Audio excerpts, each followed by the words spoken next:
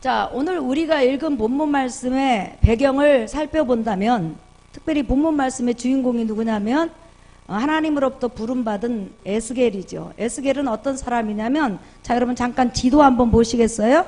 유다 왕국이 예수님 오시기 전 586년에 바벨론 전쟁을 통해서 망했습니다. 그래서 살아남은 자들이 바벨론으로 완전히 끌려왔는데, 완전히 나라가 망하기 전 19년 전에 바벨론이 먼저 유다 왕국을 쳐들어갔어요.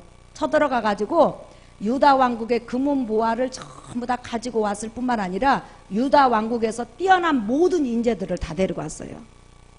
그러니까 이 바벨론의 느부갓네살 왕이 왜 위대한 왕이냐면, 느부갓네살 왕은 다른 나라는 전쟁을 하면 무조건 죽이는 거예요, 그 나라 사람들을. 그런데 느부갓네살 왕이 50년 가까이 전 세계를 호령할 수 있었던 그 중요한 이유가 하나 있어요. 어느 나라를 쳐들어가든지 머리가 똑똑한 사람, 그 다음에 언변이 좋은 사람, 그 다음에 언어에 능통한 사람 무조건 살리는 거예요. 그래가지고 포로로 잡아간 다음에 자기 나라에서 완전히 교육을 시켜갖고 자기 사람으로 만들어서 쓰는 거예요. 이게 느부갓네살 왕의 정책이에요. 그래서 이때 유다 왕국이 멸망하기 19년 전에 1차 포로로 유다 왕국 사람들을 데려갔는데, 이때 잡혀간 사람이 누구냐면 다니엘이에요. 그래가지고 이 이제 왕궁으로 데려가서 여러분이 아시다시피 훈련시켜가지고 자기 사람으로 쓰잖아요. 쏘다 보니까 세상 어떤 나라 포로보다도 이 유다 왕국 출신의 인재들이 뛰어난 거예요. 그러자 다시 쳐들어갔어요. 2차로 쳐들어가가지고 다시 인재들을 고른 거예요. 또 유다 왕국의 금은보화를 가지고 오면서, 물론 유다 왕국에 왕이 있죠 하면서 있지만은 또 쳐들어가가지고 이때 잡아온 사람이 누구냐면 에스겔이에요. 에? 그러니까 다니엘이 먼저 와가지고 자리 잡고 있으니까 누가 잡혀왔다고요? 에스겔뿐만 아니라 수많은 인재들이 잡혀왔어요. 그리고 나서 다시 이 유다 왕국 사람들을 데리다가 일을 시키니까 너무 잘하거든요. 그러니까 쳐들어가가지고 아예 나라를 멸망시키고 대부분 죽이고 있는 자들을 전부 다 바벨론으로 데려왔어요. 물론 여기에는 하나님의 큰 뜻이 있죠.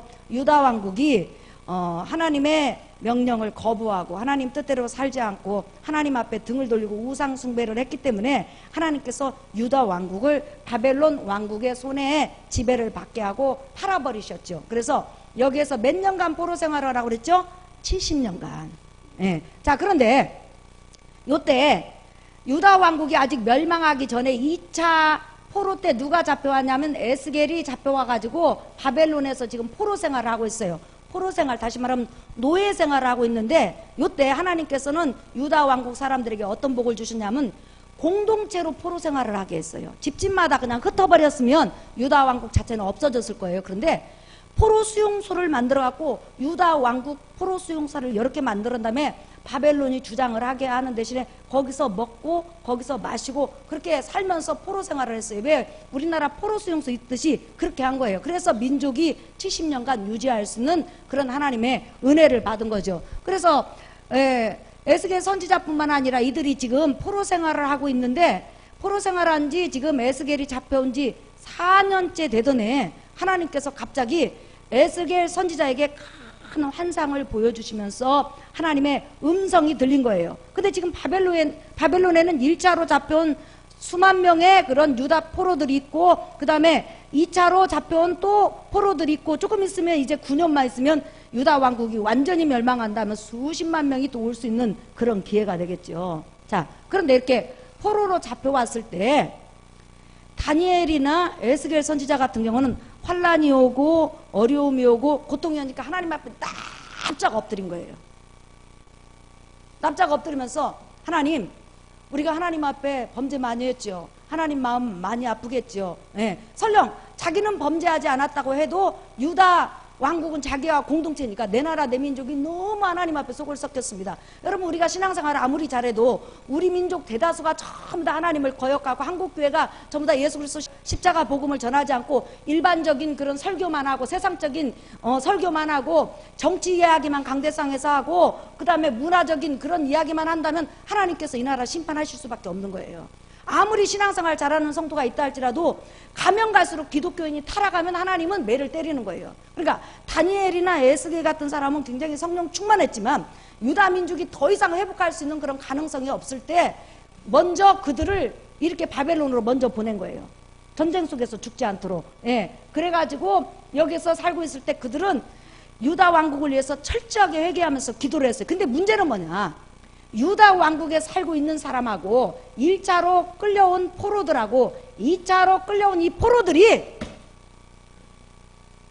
내가 하나님의 백성인데 내 나름대로 하나님을 섬긴다고 섬겼는데 왜 하나님이 이렇게 우리에게 어려움을 줘? 왜 고통을 줘? 하나님 우리에게 너무너무 잘못하시면서 자기 자신을 돌아볼 수 있는 기회, 민족을 돌아볼 수 있는 기회, 하나님이 주신 은혜를 받았으면 내가 그 은혜에 대해서 어떻게 살았는지에 대해서 돌아볼 기회를 갖지 않고 무조건 하나님을 원망하고 하나님 앞에 불평하고 하나님이 이런 식으로 나를 대하면 우리 하나님 때려칠 거야, 이런 식으로 하나님 앞에 협박하기 이런 거예요. 그렇기 때문에 우리가 인생을 살아가다 보면 고난이 올 수도 있고 어려움이 올 수도 있어요. 내가 잘해도 고난이 올 수 있어요. 내가 신앙생활 잘하는데 내 가족을 구원하기 위해서 남편의 물질을 한순간에 가져갈 수도 있고 또 아내의 건강을 좀 아프게 할 수도 있어요. 하지만 좋은 쪽에 고난이 오든지 나쁜 쪽에 고난이 오든지 우리는 일단 고난이 오면 하나님 앞에 엎드리는 겸손의 은혜를 가지시기를 예수의 이름으로 축원합니다. 하나님 살려주세요. 하나님 은혜 주세요. 불쌍히 여겨주세요. 이렇게 나가야 된다는 거예요. 내가 신앙생활을 했는데 이런 식으로 하시면 하나님 곤란해요. 이렇게 하면 안 된다는 거예요. 그러면서 이들은 말하기를 우리는 선민이다. 아브라함의 후손으로서 할례를 몸에 가지고 있기 때문에 그 다음에 하나님을 섬기는 성전이 예루살렘에 있기 때문에 우리가 지금 포로로 잡혀온 지 지금 10년이 되고 4년이 되고 5년이 됐지만 우리는 돌아갈 것이다 하면서 헛된 꿈을 꾸고 있는 거예요. 분명히 예레미야 선지자는 지금 고국에 있으면서 너희는 분명히 바벨론에게 망한다. 70년 전부터 예언을 한 거예요. 너희는 망한다. 그래서 너희는 포로 생활을 무조건 해야 된다. 그래서 그곳에서 제약의 때를 벗어야 된다. 이렇게 예언을 했는데도 안 믿어. 절대 우리는 포로가 안 된다. 그러면서 바벨론으로 끌려온 이 포로들조차 도무지 회개하거나 하나님을 찾지 않는 거예요. 그러면서 무슨 허망한 꿈을 꾸냐면 언젠가 하나님께서 저 우리 고국 땅에 있는 우리나라를 강하게 해서 우리 바벨론에서 포로 생활하고 있는 우리를 구하러 올 거야.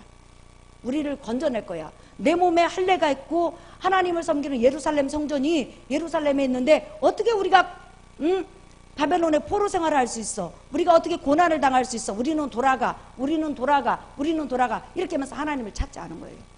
하나님을 찾지 아니하면서 허망한 기대 속에 살아가는 거예요. 그때 하나님께서 에스겔 선지자에게 나타나셔서 지금 말씀을 전하라는 거예요. 그러니까 말씀을 듣는 대상이 잠깐 지도 보여주세요. 이쪽이에요, 이쪽이에요. 어디 쪽에 유대인들에게 복음을 전하라는 거죠? 큰 소리를 어디?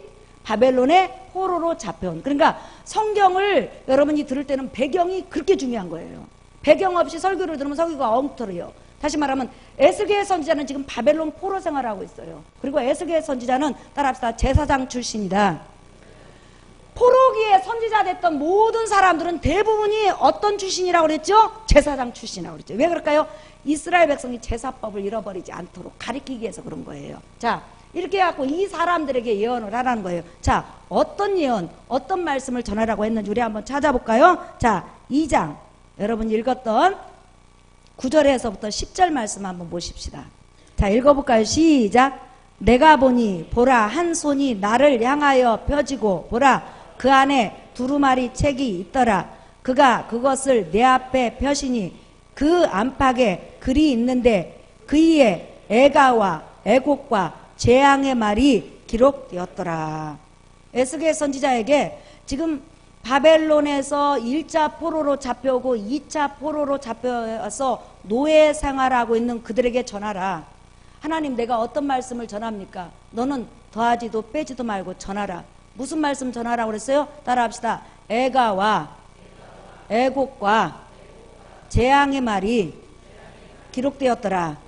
이게 무슨 말이에요? 너희는 허망한 지금 생각을 하고 소망을 품고 있는데 고국으로 돌아가지 못하고 고국이 멸망당했다는 것을 소식을 듣게 될 것이며 그뿐만 아니라 너희는 이 바벨론에서 가면 갈수록 슬픈 노래를 부르게 되고 곡하는 소리가 나게 될 뿐만 아니라 바벨론 포로 안에서도 재앙이 너희를 삼킬 거라는 거예요. 그러니까 하나님께서 고난 가운데 집어넣었을 때 납작 엎드려서 하나님을 바라보고 겸손히 하나님을 찾았어야 되는데 원망으로 일가는 거예요.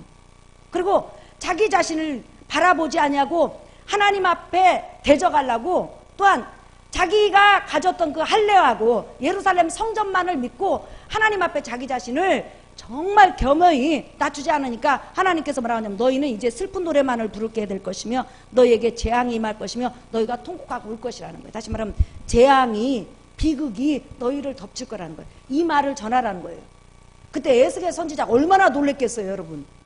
가뜩이나 지금 포로 수용소에서 아침부터 저녁까지 바벨론 제국을 위해서 일하는 노예들에게 갑자기 하나님이 내게 나타나셨다 그러면 그 백성들이 어떤 표정을 지을까요? 야, 이제 우리 포로에서 해방시키려고 저 선지자 일으켰나 보다, 이렇게 갖고 좋아할 거 아니에요. 근데 가가지고 너희는 다 모여라, 내가 여호와께서 내게 주신 말씀을 선포하리라 하면서 너희는 이제 멸망할 것이요, 너희는 재앙을 받을 것이요, 바벨론 민족으로부터 괴롭힘 당할 것이요, 너희 자손은 죽어나갈 것이요, 우리 민족은 망해가지고 민족 자체가 70년간 없어지리라. 이렇게 했을 때 이 백성들이 과연 에스겔 선지자의 말을 받아들일 수 있으면, 또한 에스겔 선지자도 얼마나 부담이 가냐는 거예요. 에스겔이 이 하나님의 전하라는 말씀을 듣고 얼마나 쭈삣쭈삣하고 얼마나 참 기가 막히겠어요. 이거 전해야 돼, 말해야 돼, 이런 그런 생각이 들 거 아니에요. 고생하는 사람한테 너 죽을 거라고 하면 얼마나 여러분 잔인한 말이냐는 거예요. 그런데 이런 에스겔에게 이제 하나님께서 말씀을 하셔요. 자, 3절 보십시다. 읽어볼까요? 시작. 내게 이르시되 인자야, 내가 너를 이스라엘 자손 곧 패역한 백성 나를 배반하는 자에게 보내노라. 그들과 그 조상들이 내게 범죄하여 오늘까지 이르렀나니 이 자손은 얼굴이 뻔뻔하고 마음이 굳은 자니라. 내가 너를 그들에게 보내노니 너는 그들에게 이르기를 주 여호와의 말씀이 이러하시다 하라. 자, 5절 시작. 그들은 패역한 족속이라. 그들이 듣든지 아니 듣든지 그들 가운데 선지자가 있음을 알지니라. 그렇죠. 그들은 얼굴이 빤빤하고 이마가 굳었다는 거예요. 그러니까 다시 말하면 얼굴에 철판을 깔고 아무리 하나님의 말씀을 전해도 자기 소견대로 신앙생활하고 자기 소견대로 나간다는 거예요. 이게 중요해요, 여러분. 사사시대 때도 하나님의 말씀을 따라서 신앙생활하는 것이 아니라 자기 소견대로 신앙생활하는 사람이 있어요. 저기 하나님께서 일주일 일곱 개 날을 만드는 다음에 예를 들어서 분명히 주일은 지키십시오. 이렇게 예를 들어서 주일날은 하나님의 날입니다. 11조는 하나님의 것입니다. 이렇게 했을 때 아이고 하나님 다 이해하실 거야. 제가 하나님 주일날 하나님 배반하는 거 아니에요. 저 돈 벌어갖고 주일날 번 것은 하나도 띵겨 먹지 않고 하나님 앞에 다 드리면 하나님 이해하시죠. 하나님 돈을 바라는 게 아니에요. 따라합시다. 주일은 내 날 아니고 11조는 내 거 아니다. 그렇죠. 그러니까 하나님의 말씀에 준해서 신앙생활하는 거예요. 예. 그런데 지금 유다 백성이나 먼저 망한 북이스라엘이나 이런 사람들은 자기 소견대로 신앙생활하는 거예요. 자기가 원하는 대로. 내가 옳다고 생각하고 이렇게 생각하는 거예요. 하나님은 나를 이해해 주실 거야. 늘 하나님은 나를 이해해 주실 거야. 이게 아니고 따라합시다. 하나님 말씀대로. 그러니까 바벨론에 끌려간 유다 백성들이 회개를 않는 거예요. 전혀 회개를 않는 거예요. 내가 내 나름대로 했는데, 그러니까 네 나름대로가 아니라 하나님의 방법대로, 하나님이 세우신 원칙대로 이거라 이 말이죠. 예. 그러면서 얼굴에 철판을 까고 아무리 말해도 지 의견만을 내세우는 이 백성 패역한 족속에게 말을 하라. 그러면서 우상을 섬긴 백성에게 말을 하라. 그때 이 에스겔이 여러분 그 말을 하려고 할 때 얼마나 두렵겠어요. 그때 하나님께서 한 말씀을 하셔요. 자, 여러분 보세요. 6절 시작. 인자야, 너는 비록 가시와 찔레와 함께 있으며 전갈 가운데 거주할지라도 그들을 두려워하지 말고 그들의 말을 두려워하지 말지어다. 그들은 패역한 족속이라. 그 말을 두려워하지 말며 그 얼굴을 무서워하지 말지어다. 이게 무슨 말이에요? 지금 바벨론 포로로 잡혀온 얼굴에 철판을 깔고 자기 소견대로 신앙생활하고 아직까지도 하나님 앞에 헐말을 하고 있는 그들에게 지금 에스겔이 가는데 뭐라고 하냐면 인자야, 그 백성은 가시 같은 민족이요, 너에게 찔레 같은 민족이요, 너에게 정가 같은 민족이라는 거예요. 다시 말하면 네가 하나님의 말씀을 가지고 딱 갔을 때 얼마든지 거짓 선지자가 나와가지고 우리 민족 해방됩니다, 곧 우리 될 놈이다, 요렇게 하면 이들은 받아주겠죠. 근데 지금 하나님 입에서 나온 말씀이 아니잖아요. 그죠? 지금 뭐라고 써요? 매맞는 말씀이고 슬피 우는 말씀이고 애곡의 말씀이잖아요. 요 말씀을 네가 딱 갖고 가면 그들은 너에게 가시가 될 거라는, 너를 찌를 거라는 거예요. 그 다음 찔레는 뭐죠? 여러분, 찔레는 아름답지만 좌우에 가시가 있고 사정없이 너를 때릴 거라는 거예요. 그 다음에 뭔 민족 같다고 그랬어요? 전갈. 전갈이 쏘면 죽어야 안 죽어요? 죽을 정도지요. 그러니까 지금 에스겔이 만나는 이스라엘 백성은 가시 같은 존재요. 겉은 아름답지만 찔레가 얼마나 가시가 아파요. 여러분, 찔레 가시 굉장히 아파요. 아름답게 생겼는데. 그런데 찔레 같은 족속이요, 그 다음에 정가 같은 족속이라 네가 그런 말을 하면 너를 팍 쏜다는 거예요. 그리고 팍 찌르고 너를 가만두지 않을 거라는 거예요. 그러면서 그들이 입으로 너에 대해서 협박하고 너를 죽이려고 하고 너를 중상모략하고 너를 입으로 가만두질 않을 거라는 거예요. 몸으로도 마찬가지고. 그런데 그런 족속에게, 가시 같은 족속에게, 찔레 같은 족속에게 전갈 독 쏘면 죽잖아요. 우리 저번에 제가 우리 생강이 데리고 산책 가다가 생강이가 말벌한테 쏘여가지고 기절해 버렸어요. 개가. 네. 여러분, 우리 어렸을 때 우리 그 땡벌한테 쏘였죠. 저도 이렇게 땡벌한테 기가 쏘여가지고 귀가 이렇게 부은 적이 있어요. 기억나시죠? 그 다음에 우리 어렸을 때는 이렇게 자다가 보면요, 뱀이 막 배후회로 지나다니고 천장 위로 지나다녀요. 예, 네, 그러죠? 그뿐만 아니라 우리 어렸을 때는 우리 집 뒤에가 밤나무가 많아가지고 지네가 그렇게 많았어요. 근데 지네한테 물리면요 죽는 거예요. 그 다음에 그 대상포진처럼 아픈 그 벌레 있죠, 송충이. 송충이가 여러분 쏘면 무지 아프죠. 제가 대상포진을 걸려봤는데 전도사 때 꼭 송충이가 쏜 것처럼 아프더라고요, 보니까. 예.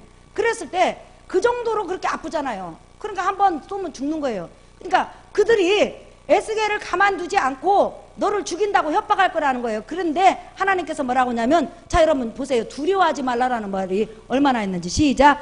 인자야, 너는 비록 가시와 찔레와 함께 있으며 정갈 가운데 거주할지라도 그들을 두려워하지 말고 그들의 말을 두려워하지 말지어다. 그들은 패역한 족속이라도 그 말을 두려워하지 말며 그 얼굴을 무서워하지 말지어다. 그러니까 아주 너를 환영하는 사람은 거의 없을 거라는 거예요. 너를 죽이려고 하고 찌르고 때리고 쏘고 그런다는 거예요. 그런데 그런 백성이라 할지라도 너는 네 생명을 내가 잡고 있을 테니까 두려워하지 말고 그들이 듣든지 아니 듣든지 전하라는 거예요. 무조건 전하라는 거예요. 자, 7절부터 볼까요? 그러나 이스라엘 족속은 이마가 굳고 마음이 굳어 내 말을 듣고자 아니하리니 이는 내 말을 듣고자 아니함이니라. 시작. 보라, 내가 그들의 얼굴을 마주보도록 내 얼굴을 굳게 하였고 그들의 이마를 마주보도록 내 이마를 굳게 하였으며 내 이마를 화석보다 굳은 금강석 같이 하였으니 그들이 비록 다녀가는 족속이라도 두려워하지 말며 그들의 얼굴을 무서워하지 말라 하시니라. 이게 무슨 말이에요?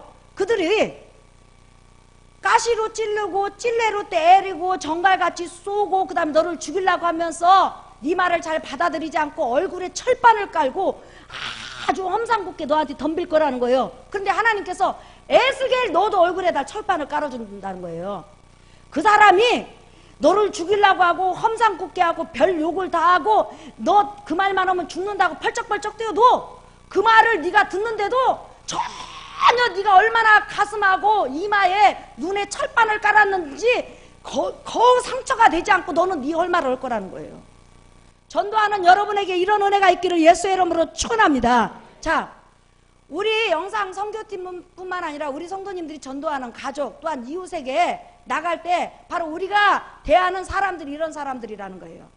가시 같은 존재예요. 우리를 환영하면서 어서 오세요. 아이고 고마워요. 고마워요. 나에게 복음을 전해줘서 고마워요. 눈물 지으면서 환영하는 사람이 몇 명이나 되겠냐는 거예요. 왜 그럴까요? 태어나면서부터 내가 옳은다고 생각을 하고 하나님을 등지고 살아왔는데 30년 만에 갑자기 내 인생에 끼어들어가지고 너 인생 잘못 살았다, 너 종교 틀렸다, 네가 한 것은 전부 다 틀렸다고 하면 누가 좋다고 오겠냐는 거예요. 나와 여러분에게 처음에 예수 그리스도 믿으라고 전도회 왔을 때 우리가 할렐루야 아멘 이렇게 했어요? 저는요 제 종교가 있으니까 다른 데 가서 알아보세요. 이렇게 했잖아요. 우리가 싸납게 뭘로? 가시처럼 찔레처럼 그 다음에 입으로. 저는요 왜 교회 안 가는 줄 아세요? 우리 사회에서 도둑질 많이 하고 나쁜 짓 많이 하고 그 다음에 험한 일 많이 한 사람은요 교회 목사예요, 교회 장로예요, 교회 집사들이에요. 이렇게 하면서 전도하러 오는 사람한테 일부러 우리가 입으로 막 험담을 악담을 막 퍼붓었어요. 그래요 안 그래요? 그런데 이렇게 내 인생이 어느 날 갑자기 끼어들어가가지고 내가 틀렸으니까 네가 하나님 앞에 오라고 하면 우리가 순순히 가겠냐는 거예요. 그러면 우리 입에서 좋은 말이 나가겠냐는 거예요. 무조건 정갈처럼 막 독을 싸듯이. 예. 그런데 중요한 것은 하나님께서 너 가라 듣든지 아니든지 전하면 네 얼굴을 따라합시다. 하나님께서 금강석같이 굳게 하시리라. 예. 그런데 처음에 가서 막 무안을 당하고 암몬몰수를 당하고 별짓을 당하면 처음에는 그게 상처가 되고 아픔이 되고 고통이 되는데요, 하나님 은혜 주고 또 주고 또 주고 또 주면요 그게 넘어가져요. 할렐루야. 이렇게 전단지 딱 줬을 때 이거 한번 읽어보세요. 팍 차 그러면 그래 잘났다 너 지옥이나 가라. 우리 입에서 딱 이러거든요. 그런데 이런 것을 한 100번만 당한다고 싶다 그러면 그래 너 잘났다 이게 아니고 아까 우리 김영순 집사님처럼 하나님 옛날에 저도 그랬습니다. 저 사람을 궁일이 여겨주세요. 은혜를 주세요. 그게 뭐냐면 가슴에 워낙 정갈 같은 독으로 맞고 찔레 같은 꽃으로 맞고 가시로 찔리다 보니까 이제 가슴하고 이 이마하고 이게 뭐가 됐어요? 철판이 깔아진 거예요. 그래가지고 별로 안 아파. 그러니까 우리가 전도 가다가 아직도 말 한마디에 막 주저앉고 싶고 전도하기 싫고 내가 내 밥 먹고 내가 왜 이렇게 인격모독을 당해야 돼? 그러면 여러분 아직 덜 찔린 거예요. 그러면 여러분이 기도해야 될 것은 따라합시다. 하나님 내 이마와 마음에 철판을 깔아주소서. 네, 철판을 깔아주면 전갈이 쏘도 못 들어. 가시가 때려도 가시지가 튕겨나가. 찔레로 때리면 찔레지가 죽어. 네. 그래서 하나님께서 지금 이 말씀하시는 거예요. 우리 전도에 얼마나 이게 많냐는 거예요. 그러면서 하나님께서 말씀하시기를 너 그렇게 막 정갈처럼 쏘고 막 가시처럼 찔러도 두려워하지 말으라는 거예요. 하나님의 일을 하면 하나님께서 책임지신다는 거예요. 그런데 에스겔하고 우리하고 다른 게 있어요.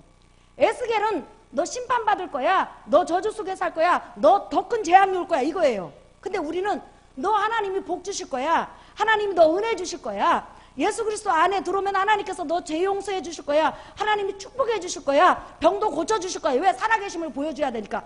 당신이 지금 어려움이 있는데 일단 하나님 앞에 한번 와서 기도해 보세요. 하나님이 문제 해결해 주셔요. 여러분 초신자들은 기도하면 하나님이 빨리빨리 응답해요. 왜 그럴까요? 교회 안 나올까 봐. 초신자 때는 하나님께서 기도 잘 들어주셨잖아요. 그죠? 근데 이제 우리가 한 10년 20년 되면 가끔씩 잘 안 들어줘요. 하나님도 영리하신 분이에요. 우리 믿음 테스트 하느라고. 그러니까 우리가 전하는 복음은 그렇게 은혜로운 복음이라는 거예요. 그래서 에스겔보다는 덜하다는 거예요. 믿으시면 아멘 하십시다. 왜? 우리 이 말씀이 생명의 말씀이라는 거예요. 예수 그리스도 십자가 복음이니까 우리 입에서 나가는 것은 전부 다 좋은 복음이에요. 그 다음에 또 우리가 기도를 해주면 그때그때 성령의 역사가 일어나요.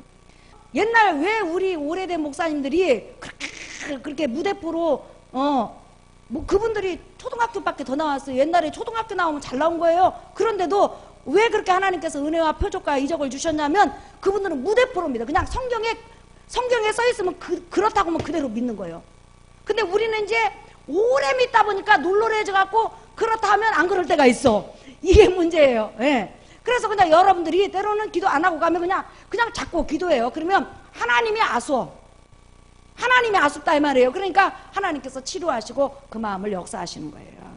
사랑하는 성도, 이렇게 바로 에스겔 선지자는 자 자기를 죽이려고 하는 사람이 기다리고 있고, 그 다음에 그 말씀 자체가 전부 다 저주의 말씀이지만 우리는 축복의 말씀이요, 은혜의 말씀이요, 치료의 말씀이요, 구원의 말씀이에요. 그러니까 얼마나 우리가 복된 자냐는 거예요. 그렇기 때문에 전단직은, 전독은 여러분이 하다 보면 하나님께서 여러분의 삶을 일으키셔요. 내가 나는 이런 분야에서 일하고 싶다 이렇게 했을 때 하나님께서 너 이 분야에서 조금만 일해봐, 너를 좀 낮춰봐, 이렇게 해가지고 하나님께서 나를 그릇 만들어서 세우는 경우도 많이 있어요. 그래서 이렇게 우리 갈릴리교회에 많은 전도팀들이 생겼는데, 여러분들이 나는 축복의 말씀을 가지고 가는 사람이다, 나는 은혜의 말씀을 가지고 가는 사람이다, 그 다음에 내가 말을 할 때 따라 성령이 후원하신다. 아이고 목사님 저는 기도도 잘 못해요. 괜찮아요. 그냥 딱 잡고 다른 말 필요가 없어요. 저 전도하던 그 집사님이 저한테, 제가 교회 다닐 때 그렇게 머리가 편두통이 심했었거든요. 그런데 그분이 이래 나한테, 아가씨 내가 기도해 드릴까? 그래서 이제 너무 아프니까 그럼 기도 좀 해주세요. 그랬더니 기도를 어떻게 해주시냐면 이렇게 해줬어요. 고쳐주시고 고쳐주시고 또 고쳐주시고 또 고쳐주시고 또 고쳐주시고 또 고쳐주셔서 완전히 고쳐주시고 완전히 없어지게 해주세요. 예수님 이름으로 기도합니다. 이렇게 기도했어요. 그런데 하나님께서 그 기도 받고 나면서 왠지 모르게 교회가 갖고 싶고 머리가 덜 아픈 생각이 드는 거예요. 그때 그 발로 교회로 간 거예요. 제가 교회를 잘 다니다가 한 1년 반 정도 타락했었는데 이 머리가 아파가지고, 그러니까 보세요. 고쳐주시고 고쳐주시고 또 고쳐주시고 또 고쳐주시고, 얼마나 진실한 기도요? 여러 말을 사용하는 것보다 얼마나 진실하냐고요. 예. 자, 물질적으로 어려워요. 물질 주시고 또 주시고 또 주시고 또 주시고 또 주시고 대박 터지게 해주셔서 로또 되게 해주셔서, 이런 식으로 기도하면 얼마나 진실한 기도. 그러니까 기도라는 것은 내 진심을 담아서 하면 되는 거예요. 할렐루야. 자, 설교 결론이에요. 사랑하는 성도 여러분, 여러분이 나가는 길에 하나님께서 무서워하지 마라 그들의 얼굴을 전갈 같은 입으로 막 쏘아대도 너희 안 죽으니까 두려워하지 마라, 내가 함께 하겠다. 예, 그러면서 내가 너의 이마를 철판으로, 너의 가슴을 금강석 같은 철판으로 깔아줄 테니까 두려워하지 말라고 그랬어요. 전도를 많이 하다 보면 여러분의 이마와 여러분의 가슴이 상대방으로부터 날아오는 독이나 그런 독설로 인해서 철판이 깔아져서 나중에는 아프지 않는 그런 은혜가 있는 줄 믿습니다. 그래서 여러분이 강하고 담대하게 나가서 전도하는 은혜가 있기를 예수의 이름으로 축원합니다. 우리 찬양 한 장 부르겠습니다. 찬양 한 장 부르고 우리 이제 영상 성교회를 위해서, 또한 여러분 우리 전도팀을 위해서 기도하겠습니다. 찬송가 197장 은혜가 풍성한.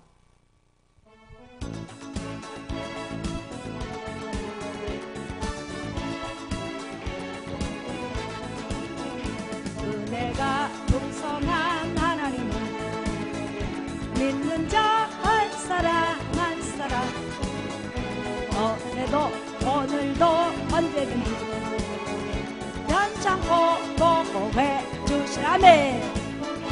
주여 성령의 은사들을 오늘도 내리어 주소서.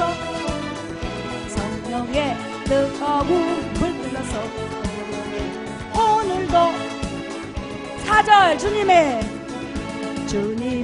기쁘신 은혜만을 세상에 널리 전하리니, 하늘의 능력과 권세로서 오늘도 입혀주오. 아멘. 주여 성령의 은사들을 오늘도 내리어 주소서. 성령의 뜨거운 불 불러서 오늘도 충만. 다시 한번 주님의 기쁘신 은혜만을 세상에 널리 전하리니, 하늘의 능력과 권세로서 오늘도 입혀주옵소서. 주여 성령의 은사들을 오늘도 내리어 줍소서. 성령의 뜨거운 불길로서 오늘도 충만케 하소서. 자, 사랑하는 성도 여러분.